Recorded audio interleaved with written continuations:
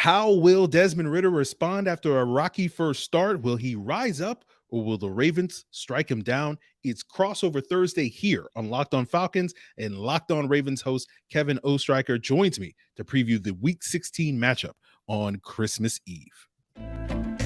You are Locked On Falcons, your daily Atlanta Falcons podcast.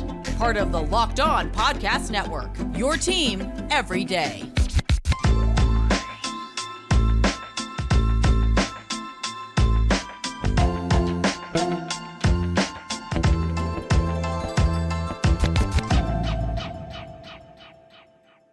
Welcome into another episode of both Locked On Ravens and Locked On Falcons. I'm Kevin Oestreicher of Locked On Ravens. He is Aaron Freeman of Locked On Falcons. We're here on the Locked On Podcast Network, your team every day. And thank you so much for tuning in and making us your first listen of the day. We are free and available on all podcasting platforms, including over on YouTube and video form. In today's episode of both Locked On Ravens and Locked On Falcons is presented by Prize Picks. Prize Picks is daily fantasy made easy. Pick 2 to 5 players, and if they score more or less than their Prize Picks projection, you can win up to 10 times the money on their entry. First-time users can receive on instant deposit match up to $100 with promo code Locked On. That's PrizePicks.com, promo code Locked On. And Aaron, this is a game that I think has meaning for both teams, and for some of the same reasons, also for some different ones as well. I know biggest story-wise, some of the biggest stories for the Ravens over the course of this year, it's been the quarterback situation, especially recently for us. And I know what you have is Lamar Jackson, who's been out for the last couple of weeks with the knee injury, hasn't practiced on both Tuesday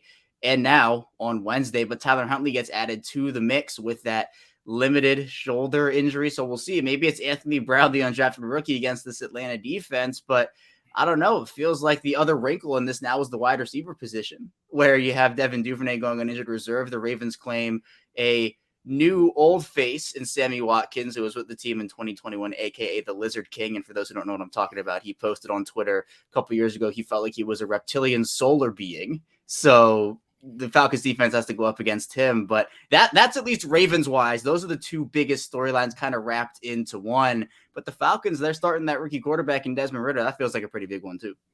Yeah, it is. We'll get to it when the key matchups, but I don't know if the wide receivers are going to be that big an issue for the Ravens to overcome against this Falcons defense. But we'll talk about that a little bit later. But yeah, the biggest story for the Falcons is Desmond Ridder, and basically how does he respond to a rocky first start in the NFL? He got off to a pretty slow start in that game, really didn't get going until, late in the first quarter on the third series of that game, and moved the ball, and the Falcons were able to get a field goal. But he's going to have to get off to a better start, and the thing all week long has been, it's been a learning opportunity for him.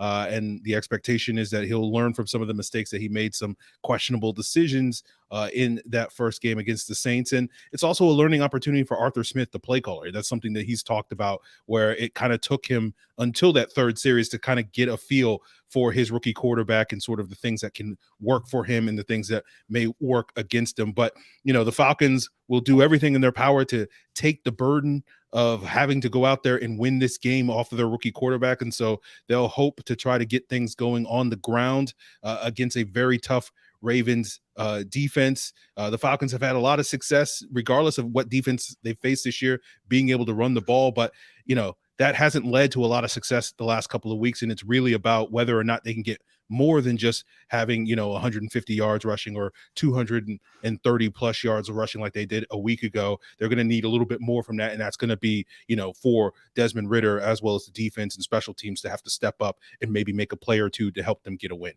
Well, Ridder might not have to face off against two of Baltimore's better defenders in Calais Campbell and Marcus Peters. Both guys went down with injuries in Week 15 against Cleveland. They both have not practiced, both on Tuesday and on Wednesday. And for the cornerback room, like the defensive lineman for Baltimore, they have a little bit more depth to be able to withstand a loss of Calais Campbell, even though Campbell's been playing great. It's his 15th season. He's incredible.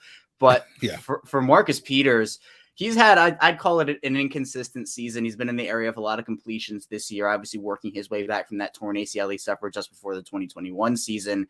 But outside of Marlon Humphrey and Marcus Peters, the Ravens don't have a ton of quality cornerback depth. Your next man up is Brandon Stevens, who played running back and safety, and he's changed positions multiple times ever since really getting to college. And then also you have guys like Pepe Williams, Ardarius Washington. They lost their 4th-round corner, Jalen Armour-Davis, for the season. They also have Daryl Worley, who I know, Aaron, you're probably familiar with from his days in Carolina, but he is somebody who is also not ready right now. So the Ravens would have to find ways to utilize these corners. They use Kyle Hamilton as kind of a big nickel player. He can line up all over the place too. He's been playing great for them. But offensively for Baltimore, Aaron, I think another key storyline here is the fact that their red zone offense has just been horrendous over these last the entire season, honestly, where right now they rank 29th in the NFL in terms of converting in the red zone. They average scoring a touchdown on 48% of their drives. Over the last 3 games, that number drops to 28.57%. So they're not converting in the red zone touchdown wise, but it's actually evolved to the point where they're not even scoring anymore, because the Ravens had 2 red zone opportunities in week 15 against Cleveland. They turned the ball over both times, once on downs, once an interception. Baltimore only scored 3 points in the game. He had 2 Justin Tucker misses.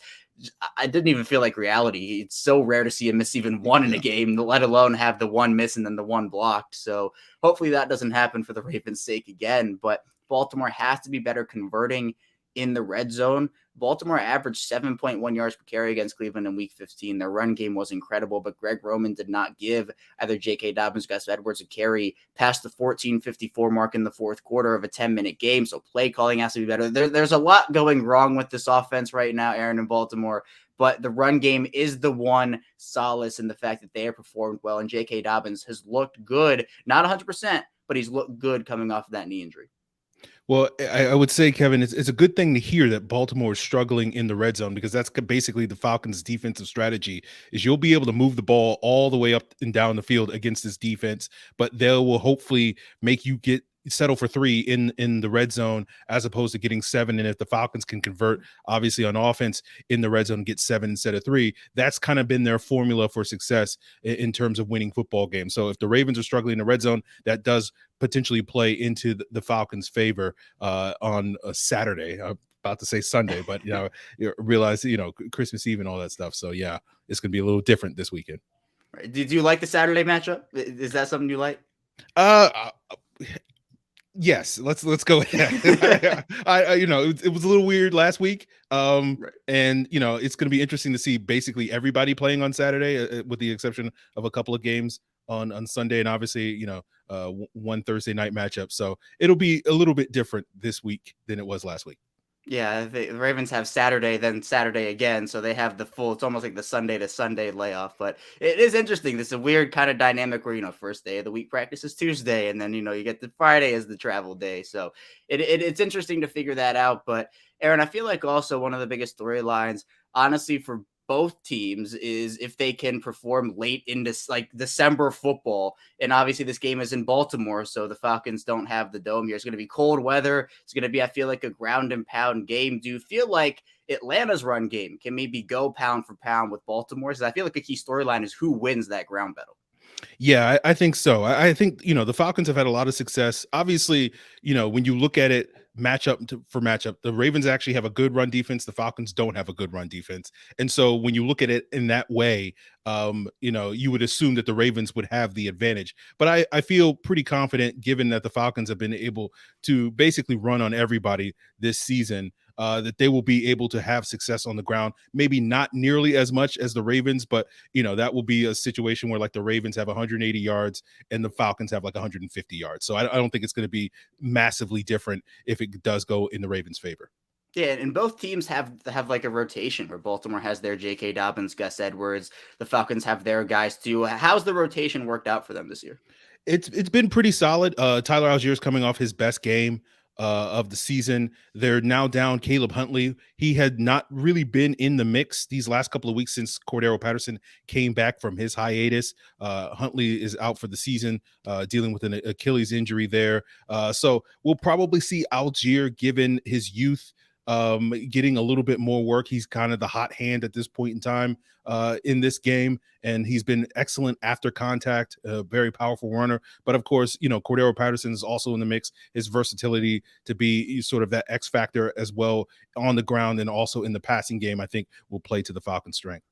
Yeah, there are plenty of strengths for both teams that they can take advantage of. But in our second segment, we'll be diving into some of those biggest matchups and which are the key ones in this Week 16 game. So be sure to stay tuned. We still have a ton to talk about here on both Locked On Ravens and Locked On Falcons.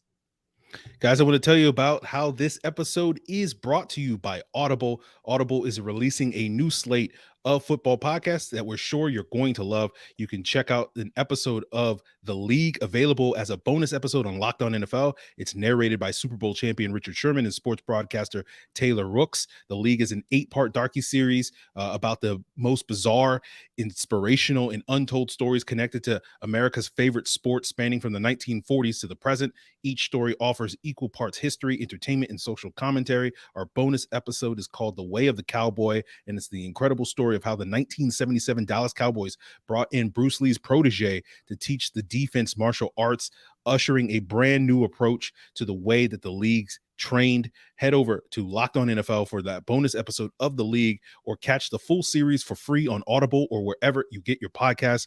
Audible, get in the game. We return. It's our second segment, both Locked On Ravens and Locked On Falcons. Kevin Oestreicher and Aaron Freeman with you here. And we're not going to dive into some of the biggest matchups of this game. And I'll throw it to you first, Aaron. Do you have one that you kind of have your eye on as this game comes up? Yeah, it goes back to what we talked a little bit about earlier with the Ravens wide receivers being down. I don't think it's going to be that big a problem for the Ravens passing attack, because the Falcons have really struggled the last couple of weeks, or really all season long, covering tight ends. And that was especially problematic last week against the Saints. Like, Juwan Johnson was absolutely annihilating them in that game. And, I know Mark Andrews has not put up the usual production the last couple of weeks. I heard a sound clip that he was angry earlier this week. So I don't like an angry Mark Andrews going up against a Falcons defense that struggles to cover tight end. So I think that's going to be a big matchup. If the Falcons can somehow, some way keep Mark Andrews and to a lesser extent Isaiah Likely from having their sort of get right games against this defense, that will be a huge swing for the Falcons. Given that, we don't necessarily have as much to fear from this wide receiver group with Sammy Watkins and Deshaun Jackson and what's the other guy? Demarcus Robinson. No offense to those guys, but I don't think those guys are really the types that are going to put up a ton of yards, even against a questionable Falcons secondary. So all the focus is going to be on those tight ends. If they can keep Mark Andrews and Isaiah Likely contained, then the Falcons, I think, will certainly look much better. This defense will have a much easier go on Saturday.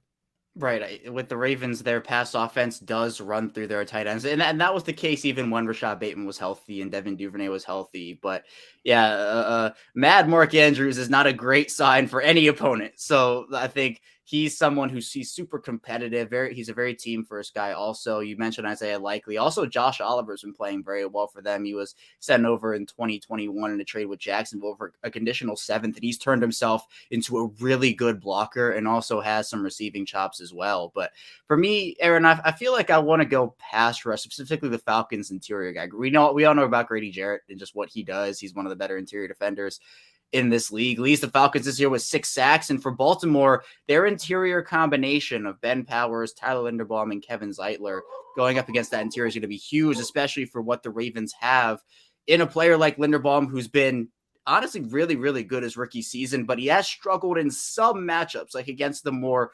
premier big guys like Quinnen Williams in week 1 and some of those other ones. Baltimore has to be able to keep whoever it is, whether it is Lamar Jackson or Tyler Huntley or Anthony Brown, keep them upright and in the pocket. Those guys can, they can make some magic happen with their legs, but they are all very efficient and effective from the pocket. Huntley is a little shaky with his deep ball accuracy. That's one area where I feel like he hasn't been able to really hit on this season, but I think for what the Ravens have interior offensive line-wise, they've been very impressed with Ben Powers this year at the left guard position. Kevin Zeitler is like the beacon of consistency on that offensive line. So if they can neutralize Grady Jarrett and honestly some of the exterior Falcons pass rushers as well, keep a clean pocket for whatever quarterbacks behind center, I think that's a huge key for me. Yeah, I think that's going to be an interesting matchup. The Falcons have kind of alternated these last couple of weeks, especially with the injury to Taquan Graham a couple of weeks ago, the other starting interior D lineman next to Grady Jarrett.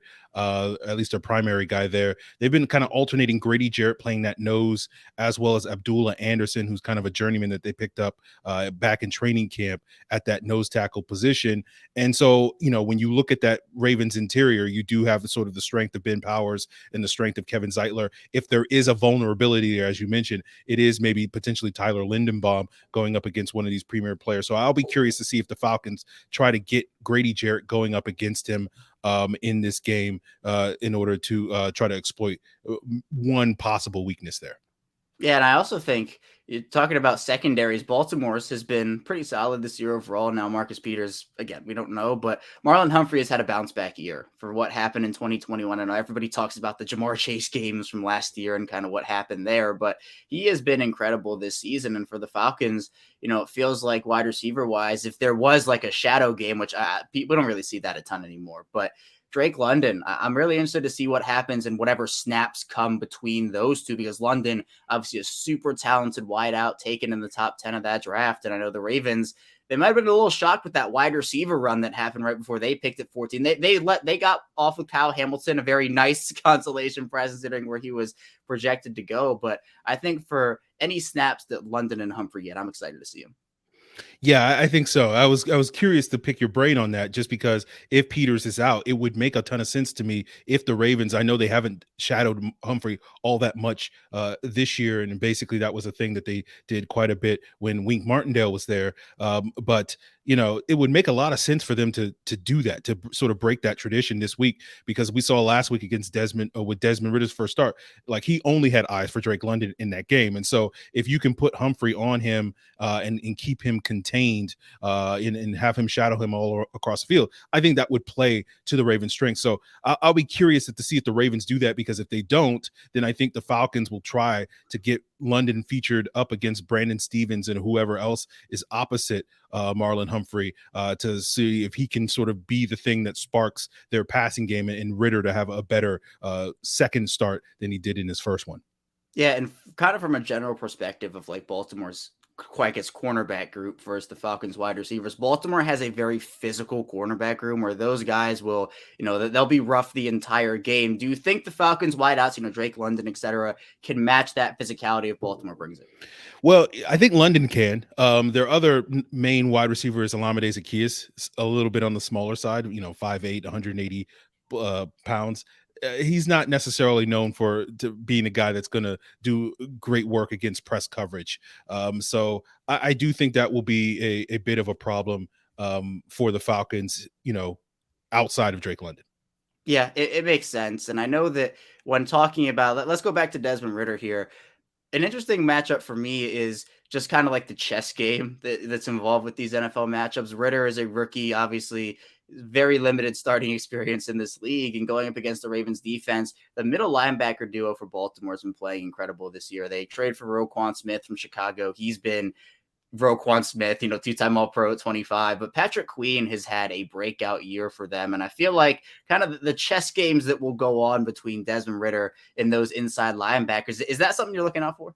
Yeah, I think this is going to be real an interesting part of the evaluation for Desmond Ridder moving forward for the rest of the season, and obviously potentially into next season should he be retain the starting spot. But these last two games for the Falcons against Arizona and Tampa Bay are teams that like to bring the pressure. They're some of the top blitzing teams in the NFL. I know the Ravens are not quite blitzing at the rate that Wink Martindale did, but they still blitz a decent amount. And so I expect them to try to challenge Desmond Ridder. And I think those two linebackers with Queen and Smith have been very effective, bringing that extra pressure up the middle. And it's going to be, paramount for the Falcons to deal with that. And they have consistently struggled this season, even when Marcus Mariota was there, with communication breakdowns and miscommunications when it came to some of those blitz pickups. There's been far too many free rushers through the A gap against this offensive line this season. And when you have a rookie in there that may not recognize some of these things, you have a first year starting center in Drew Dahlman, that could be a very big problem for the Falcons. So if the Falcons can sort of, keep that in check, I think that will be a huge boost for their chances of winning not only on Saturday, but also a very positive sign for the development of Desmond Ridder moving forward, where he will be challenged probably even more than he is in Week 16 against teams like the Cardinals and Bucks later this season. Yeah, I know it's been a shift from the Don Martindale defenses in Baltimore, where you live by the blitz and you die by the blitz. Mike McDonald much more conservative in that area. One more though I do have is Desmond Ridder versus Marcus Williams. Marcus Williams has been incredible this year. He's a turnover machine. That's a chess matchup I'm looking forward to also, because he can play over the top. He is that deep half safety that the Ravens have really been missing. I say really since Earl Thomas, because on the field he was great, off the field obviously a different conversation. But are you looking forward to seeing what Desmond Ridder can do against Marcus Williams? Not really, because I'm very familiar with what Marcus Williams can do from his days in New Orleans. So I don't think that would be a great opportunity to really challenge that. Although they got a couple of deep balls to Cordero Patterson last year on against that Marcus Williams led Saints defense. So maybe they'll be able to feature that, but they seemed a little bit too aggressive early in that Saints game this past week. Trying to push the ball down the field. I think they're going to play a little bit more conservative, if they, take what the defense gives them, as they say. And if they get some opportunities down the field, they'll take it. But I think for the most part, they're just going to rely on running the football, efficient, high percentage passing to sort of, get Ridder into a rhythm early. And if they're able to run the football and, that forces Marcus Williams to kind of maybe cheat a little bit more down into the box, then maybe they'll take their shots down the field. But I don't think it's going to be something that we're going to see too much of on Saturday. Right. Baltimore, I think, does pride themselves on that bend, don't break defense as well, where you talked about earlier, Aaron, the Falcons kind of tighten up in the red zone, or that will be their plan at least to do so, where I think Baltimore, it's the same thing, where they don't want to give you anything over the top, and that's what Marcus Williams can help you with, definitely. But coming up in our final segment, we're going to be diving into our predictions for this game, our final thoughts, and more. Still a ton to talk about here on both Locked On Ravens and Locked On Falcons. But first, this episode is sponsored by BetOnline, and BetOnline.net is your number one source for sports betting info, stats, news, and analysis. You can get all the latest odds and trends for every professional and amateur league out there. You have pro football, college bowl season. You can talk about basketball and the World Cup. They've got it all over at BetOnline.net. And if you love sports podcasts, you can even find those at BetOnline as well. They're always the fastest and easiest way to get your betting info. So head over to the website today or use a mobile device to learn more. BetOnline, where the game starts. Also, I have a very important message. And did you know that driving high is considered driving under the influence? That's right. Driving under the influence of marijuana is against the law in every state, even in states where marijuana is legal. That means driving high can get you a DUI. And if you think law enforcement officers can't tell when you're driving high, you are wrong. Your friends can tell, your coworkers can tell, even your parents, everyone can tell. So what makes you think that law enforcement officers don't know when you're driving high? Driving under the influence of marijuana can slow your response time and change how you perceive time and speed. So even if you think you're fine to drive when you're high, you're not, because the bottom line, if you feel different, you drive different, and driving high is driving under the influence. So remember, drive high, get a DUI, paid for by the NHTSA. We're back rounding out Locked On Ravens and Locked On Falcons. I'm Kevin Oestreicher. He is Aaron Freeman. Again, I want to thank everybody for making Locked On Ravens and Locked On Falcons your first listen today. Be sure to make your second listen Locked On Sports today, with Peter Bukowski taking you through the biggest stories of each and every day over there. But Aaron, let's talk about this game score-wise. This is a game that will be played in Baltimore, as we talked about. That December weather, it seems like it'll be a ground and pound game, very physical overall. Do you think this one will end up being low scoring? Yes, absolutely. I think it's going to be, two teams, particularly with the Ravens having their quarterback concerns. Yeah, I think it's going to be two teams that basically first down, run the ball, second down, run the ball, hopefully be in third and short so they can continue to run the football. We may get a situation, I think, when Tyler Huntley won against the Steelers, he dropped back 13 times in that game. And I know that was something that the Falcons loved to do when Marcus Mariota was a quarterback. And I'm sure based off of last week's result would love to do now with Desmond Ridder. So this will probably be, a score where, the first one to 17 might wind up winning this game. Yeah, and, at least you would hope for Baltimore they'd continue running the ball, because they didn't do it in Cleveland, and it's arguably one of the many reasons why they lost to that game. So I agree. I'm thinking it'll be like, you're starting to get like 23. That's a little high. That's a little high scoring if that's there. So I don't know. I feel like this is a game that both teams can win. Obviously, a lot does hinge on who starts for Baltimore. If Lamar Jackson can put together at least a limited performance on Thursday, that could maybe get him the start on Saturday. We don't really know what's going on with Tyler Huntley. He did miss some time in the offseason and training camp with some tendonitis in a shoulder. So who knows if it's related to that? We don't have a ton of information on it right now as we record this episode. So if it's Anthony Brown, Brown is not necessarily like the athlete that Huntley is. He can still make some things happen, but he does have more deep ball accuracy and more deep ball prowess. So I'd feel a little more confident trying to put the ball down the field if I were the Ravens with Anthony Brown. So whoever it's going to be, I still think that the Ravens do win this one, but I'm going to go like 20-17. I need to see something out of Baltimore's pass offense. And honestly, giving Baltimore 20 points is honestly very high right now, considering that they're only averaging 13.8 points since coming out of the bye week. But Aaron, how do you see this one going? Yeah, very similar. I had 20-16, I think. So I feel like the Falcons, because of the nature of this game, I think the line is 7 points in the Ravens' favor. I feel like this is going to be much closer than that. This is going to be a game probably potentially decided by a field goal. As much as I love Younghoe Koo, I don't see Justin Tucker, messing up 2 weeks in a row in that regard. So I think that all favors the Ravens playing at home, the Falcons dealing with the cold. But, it'll be similar, I think, to the last couple of games the Ravens have played. When they protected the ball against the Steelers, they were able to win that game. When they were able to get 3 interceptions, I think, against probably future Falcon backup quarterback Mitch Trubisky. But we'll talk about that in the offseason. But, they were turning the ball over last week against the Browns. And I think basically, as we said earlier, I think two teams are going to try to run the football, and probably the team that winds up protecting the football the best is probably going to be the team that gets the advantage. But I have the Ravens winning this one. I just need to see a little bit more from Desmond Ridder and, this Falcons team to bring something else to the table than just being able to run the football. And I don't know if this is going to be the week, given the conditions, given being on the road, that I feel confident thinking that the Falcons will be able to do it. Right. A turnover really could be the deciding factor of this game. Now, if there was a week for Baltimore's pass offense to get back on track, the Falcons are currently the 30th rated pass defense in terms of net yards per attempt given up with 7.1. So Tyler Huntley only averaged 3.8 yards per pass against the Browns in week 15, and the Ravens averaged 7.1 yards per carry. So you think, oh, hey, go run the ball. So maybe I would hope they do it again, but it feels like the Ravens need this one. I think we're both in agreement, Aaron. The Ravens, we're picking them to win this game right now. But again, I think it'll be a close one that comes down. I agree with you 100%.